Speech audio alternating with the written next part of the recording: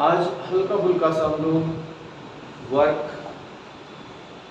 Done, work power energy, work energy theorem, इन पर कुछ बेसिक फोकस कर लेते हैं। बेसिक फोकस, ठीक है। चीज़ें तो वही है बेटा, कि बस थोड़ा सा एनालाइज करने के पैटर्न्स में चेंज आ जाएगा। सुनिएगा, ध्यान देना अच्छे से।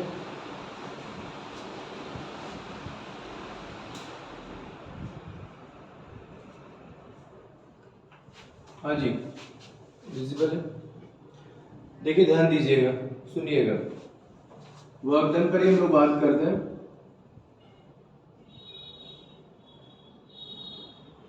बेसिक डिस्क्रिप्शन आप जानते हैं, work done is equal to dot product और scalar product of force and displacement. Displacement आपने जो भी सिंबल यूज किया, एक्स वाई जेड, ठीक है, s small d capital D, जो भी आप लेना चाहें वो ले सकते हैं।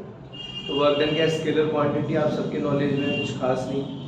फोर्स और डिस्प्लेसमेंट का डॉट प्रोडक्ट रहेगा, ये भी आप लोग जानते हैं, कोई खास बात नहीं था। ये जो थीम है बेटा, ये थीम बेसिकली यूज होती है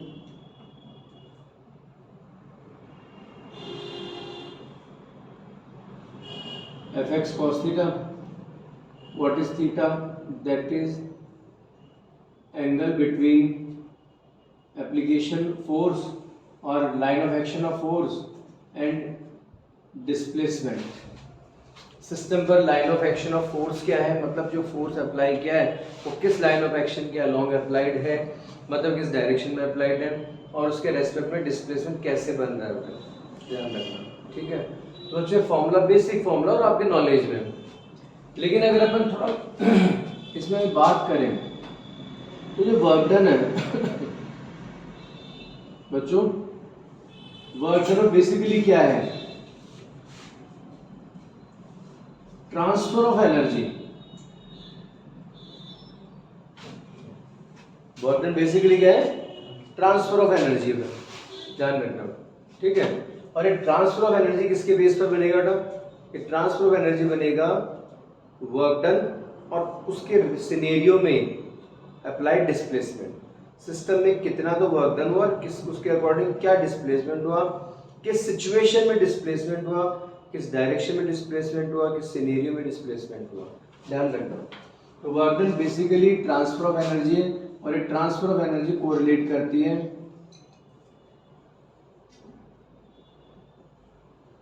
डिस्प्लेसमेंट ऑफ सिस्टम। सिस्टम के डिस्प्लेसमेंट पर डिपेंड करती है, ध्यान रखिएगा। फॉर्मूले वही है, बस थोड़ा सा सोचो, ठीक है। लंबा चौड़ा फॉर्मूला याद नहीं करना है, बहुत सारी कंडीशंस लर्न नहीं करनी है, शॉर्ट एंड स्वीट याद रखना है। तो अगर किसी सिस्टम पर आपने फोर्स बना दिया और वर्क डन पूछ लिया, तो ये जरूरी नहीं कि फोर्स बना दिया तो वर्क डन हुई। वर्क डन अगर हो रहा है मतलब कुछ ना कुछ एनर्जी ट्रांसफर हो रही है, कुछ ना कुछ एनर्जी स्विच हो रही है, तो ही वर्क डन होता है, अदरवाइज नहीं होता है। याद रखिएगा इस बात को, समझ गए। और बच्चों, जो एनर्जी का ट्रांसफर होगा वो किसके बेस पर होगा, डिस्प्लेसमेंट के बेस पर होगा, कि किस सिनेरियो में डिस्प्लेसमेंट हो रहा है, समझ लो बात को। तो जो डिस्प्लेसमेंट किस कंडीशन में हुआ है, ठीक है। फॉर एग्जांपल, अगर आपने अपना वर्क डन किया और एनर्जी ट्रांसफर हो रही है, एक बॉडी को आप लोगों ने बेटा ग्राउंड से उठाया और एक हाइट पर आप लेके गए, तो वहाँ पर जो वर्क डन हुआ किस सिनेरियो में हुआ, पोटेंशियल एनर्जी के फॉर्म में कन्वर्ट हुआ नहीं बेटा। लेकिन अगर यहीं पर अगर मैंने ऑब्जेक्ट को थ्रो किया होता या किसी तरह से पुश या पुल किया होता, तो जो वर्क डन था तो काइनेटिक एनर्जी के फॉर्म में स्विच कर जाता। तो डिपेंड करेगा कंडीशंस पर, ठीक है, okay. Situation based work done है बेटा, पॉजिटिव, नेगेटिव और जीरो, कुछ भी हो सकता है, ठीक है। सिचुएशन बेस, ठीक है। यहाँ पर अगर हम लोग कुछ और नहीं, थीटा के बेस पर भी बात करें तो आप शायद इस बात को रियलाइज कर सकते हैं कि थीटा 0 है या फिर लेस देन 90 है। थीटा या तो 0 है या फिर लेस देन 90 है, तो तब तक कॉस की वैल्यू हमेशा कैसे रहेगी, पॉजिटिव रहेगी, तो वर्क डन पॉजिटिव रहेगा। इन केस अगर थीटा एक्जैक्टली 90 हो गया तो वर्क डन 0 हो जाएगा। थीटा 90 तो कॉस 90 की वैल्यू क्या होगी, 0, तो वर्क डन 0 हो जाएगा। और अगर सेकंड क्वाड्रेंट में आप चले गए, मोर देन 90 डिग्री पर चले गए, तो उस कंडीशन में क्या होगा, कॉस नेगेटिव में चला जाएगा, और कॉस नेगेटिव में चला गया तो वर्क डन भी नेगेटिव हो जाएगा। तो ये डिपेंड करेगा सब कुछ कंडीशंस पर, इसमें कोई रटने वाला बात नहीं है, ठीक है। चलिए आगे बढ़ते हैं। फिर इसी कंडीशन में अगर मैं बात करूँ आपसे, फोर्स अगर कांस्टेंट है तो आप ये फॉर्मूला डायरेक्टली यूज कर सकते हैं दोनों फॉर्मूले। लेकिन अगर फोर्स वेरिएबल है तो फिर इन्हीं के लिए हमें क्या करना पड़ता है, कुछ इस तरह से ट्रीट करना पड़ता है, dw F dot D x.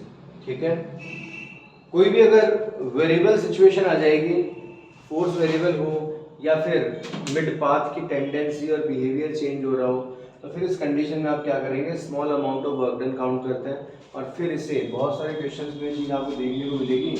फिर आपको क्या करना पड़ेगा, रिजल्टेंट के लिए बात करनी पड़ेगी, तो इसको इंटीग्रेट करना पड़ेगा। इंटीग्रेशन में लिमिट आएगी, आपको पता है बात, इतने दिनों में आप भी समझ चुके हैं कि इंटीग्रेशन में लिमिट आएगी, वो भी सिचुएशन बेस्ड होगी, वो भी फिक्स पैटर्न नहीं होता, जैसे कंडीशन होगी उसके अकॉर्डिंग सेटलमेंट होंगे। ठीक है, चलिए आगे बढ़ते हैं। अब रही बात बच्चों, बहुत ही कॉमन कॉन्सेप्ट जो काम आएगा वो है work energy theorem. Work energy theorem का सबसे बेसिक जो फॉर्म है वो है work done is equal to change in energy. Work done is equal to change in energy. ठीक है, हालांकि नॉर्मल अपन जब बात करते हैं 11th स्टैंडर्ड बात करते हैं, इसको directly change in kinetic energy में कह देते हैं बेटा। बाकी बेसिकली क्या होता है, इसमें सारे ऑप्शन दिए जाते हैं, चेंज इन एनर्जी की फॉर्म ली जाती है। ठीक है, चेंज इन एनर्जी। अब बेटा एनर्जी में जो वेरिएशंस है वो पोटेंशियल फॉर्म भी हो सकता है, मैकेनिकल फॉर्म हो सकता है, काइनेटिक एनर्जी भी हो सकती है, काइनेटिक फॉर्म भी हो सकता है, कोई अदर फॉर्म भी हो सकता है, वो डिपेंड करेगा कंडीशंस पर। ठीक है, कोई दिक्कत नहीं। वर्क डन है, वर्क डन की सिचुएशन आपको चेंज करनी पड़ सकती है, जैसे रिक्वायरमेंट हो, वर्क डेफ डॉट एक्स देना है, कुछ और देना है। चेंज इन एनर्जी है तो चेंज इन एनर्जी को मे भी आपको चेंज इन काइनेटिक एनर्जी की फॉर्म में देना पड़े, बेटा ई के फाइनल माइनस ई के इनिशियल, या इसे ई के टू माइनस ई के वन दे दीजिए, half m v two square minus half m v one square दे दीजिए। तो ये डिपेंड करेगा तो क्या सिचुएशन है। ठीक है, चलिए अब इन्हीं के आसपास हम लोग कुछ क्वेश्चंस कर लेते हैं। ठीक है, एक बात और, ऐसा हालांकि आप लोग बेटा पढ़ चुके हैं, फिर भी एक बार मैं रिकॉल करवा देता हूँ। बेटा स्प्रिंग है और ये मास बॉडी अटैच्ड है, ये मास बॉडी का इक्विलिब्रियम स्टेज है, और यहाँ से अगर आप लोगों ने डिस्प्लेस किया था, कोई भी आपने डिस्टेंस प्रोवाइड की x, तो जब बेटा इस बॉडी को आप लोग x डिस्टेंस शिफ्ट करेंगे तो स्प्रिंग क्या होगा, स्प्रिंग में एलोंगेशन होगा, मतलब उसके लेंथ में चेंजेस आएंगे। ठीक है, तो उसमें एक तो रीस्टोरिंग फोर्स बनेगा, रीस्टोरिंग फोर्स अगर मैग्नीट्यूड फॉर्म लें तो F इक्वल टू के एक्स, और अगर हम लोग इसे मिनिएचर के साथ लें तो माइनस के एक्स दे दिया था। नेगेटिव साइन सिर्फ अपोजिशन टेंडेंसी को शो करता है, अपोजिट डायरेक्शन को शो करता है, सिर्फ ये बताता है कि जो रीस्टोरिंग फोर्स है हमेशा अपने इक्विलिब्रियम स्टेज या बैलेंस कंडीशन की तरफ इंडिकेट करता है, दैट्स इट। ठीक है, एक्स की वैल्यू है हमारे पास, वो डिस्प्लेसमेंट फ्रॉम इक्विलिब्रियम शो करती है। ठीक है, कोई दिक्कत नहीं। इनकेस अगर मैं पोटेंशियल एनर्जी की बात करूं,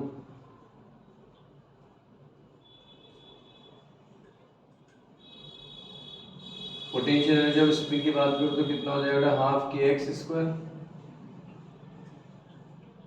बेटा जो स्प्रिंग है, स्प्रिंग मास सिस्टम की पोटेंशियल एनर्जी है हाफ के एक्स स्क्वायर। इसमें के क्या होता है, स्प्रिंग कांस्टेंट या फिर रीस्टोरिंग फोर्स कांस्टेंट, और एक्स यहाँ पर क्या था, डिस्प्लेसमेंट फ्रॉम इक्विलिब्रियम। कोई प्रॉब्लम, कोई दिक्कत वाली बात नहीं है। तो ये कुछ कंडीशंस है, इन्हीं पर बेस्ड कुछ क्वेश्चंस हम लोग कर लेते हैं। तो बच्चों फर्स्ट एग्जांपल हम लोग लेते हैं, ध्यान दीजिएगा सभी अच्छे से। अप साइड और डाउन साइड दोनों रिजिड बेस है, ये हम लोगों ने पुली सिस्टम अटैच किया है, और ये स्ट्रिंग हम लोगों ने पास की है। यहाँ पर एक ये जो स्ट्रिंग है, रोप है, इससे यहाँ पर एक स्प्रिंग अटैच्ड है। ये एक ऑब्जेक्ट बी जिसका मास है m, ये हम लोगों ने यहाँ कनेक्ट किया है। बॉडी बी अभी यहाँ पर ग्राउंड पर है, स्प्रिंग का स्प्रिंग कांस्टेंट की है, रीस्टोरिंग फोर्स कांस्टेंट की है, और इस थ्रेड के अनदर एंड से एक मास बॉडी ए अटैच्ड है। ठीक है, कोई दिक्कत है तब। तो क्वेश्चन क्या कह रहा है ये सुनिए ध्यान से, ध्यान दीजिएगा।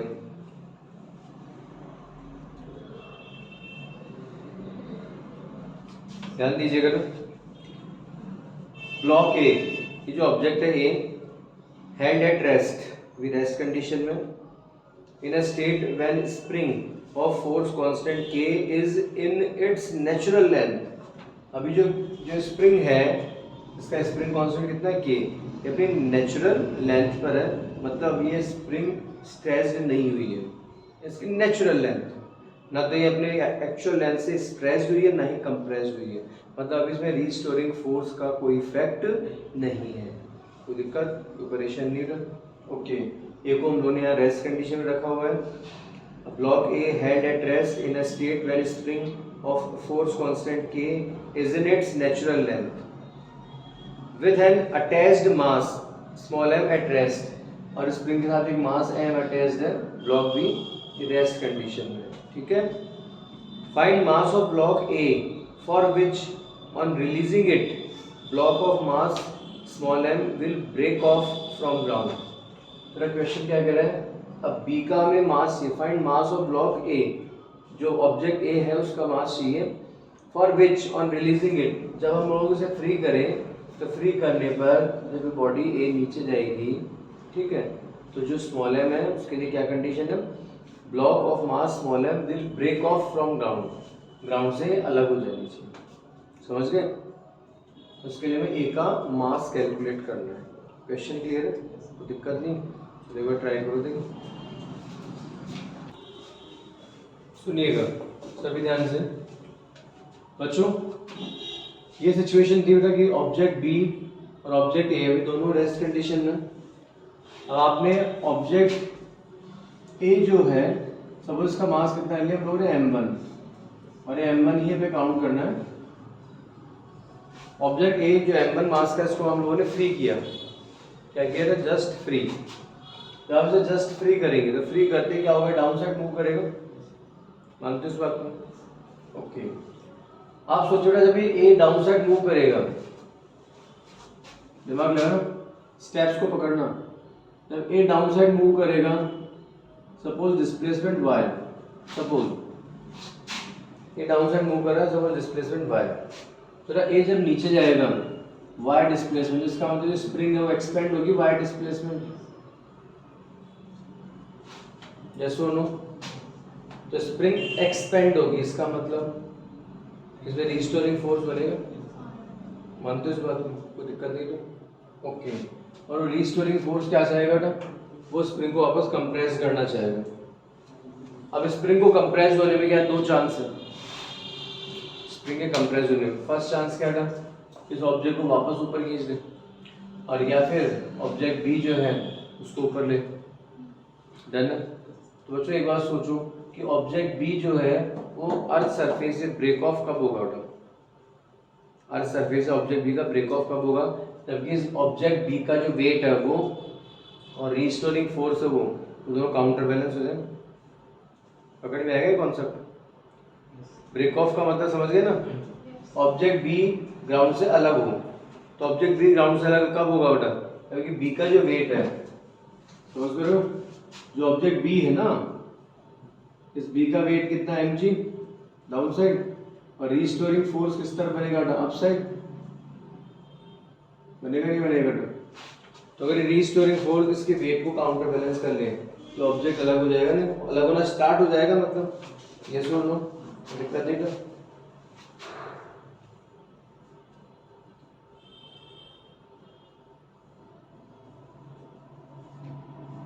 ब्लॉक बी के ब्रेक ऑफ के लिए क्या जरूरी है, restoring force must be equal to its weight, yes और नो, एनी एक्सक्यूज, कोई दिक्कत नहीं था।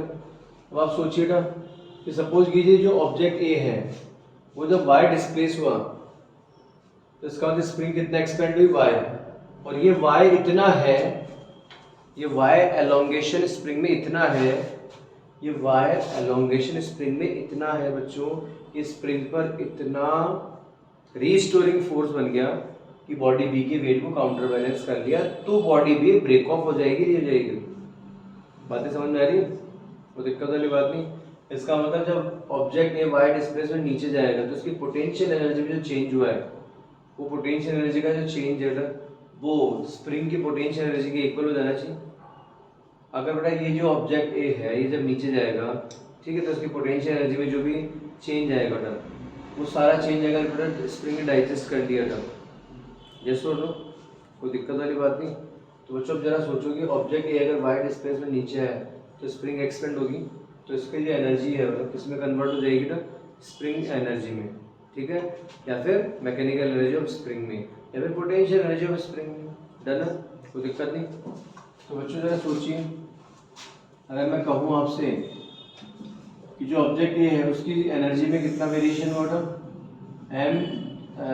m1 ऑब्जेक्ट ए का मास कितना लिया बच्चों हम लोगों ने, m1 इंटू जी, और कितना डिस्प्लेसमेंट लिया y, that must be equal to half ky²। Yes और no, spring energy of potential energy of spring. Done, तो दिक्कत नहीं। तो बच्चों वैल्यू पुट करें, y से स्क्वायर कैंसिल किया जाए। अब देखिए ध्यान दीजिए, m1g is equal to ky, तो ky को क्या लिख सकते हैं, mg लिख सकते हो क्या, mg/2, g कैंसिल करें तो m1 कितना रहा बेटा, m/2। तो ये लीजिए m1 की वैल्यू आपके पास अवेलेबल है। तो m1 कितना होना चाहिए, half of mass of block B के मास का हाफ होना चाहिए, so that we can break off from ground. बाकी समझ में आती है तो दिक्कत परेशानी, पहले फिनिश कीजिए।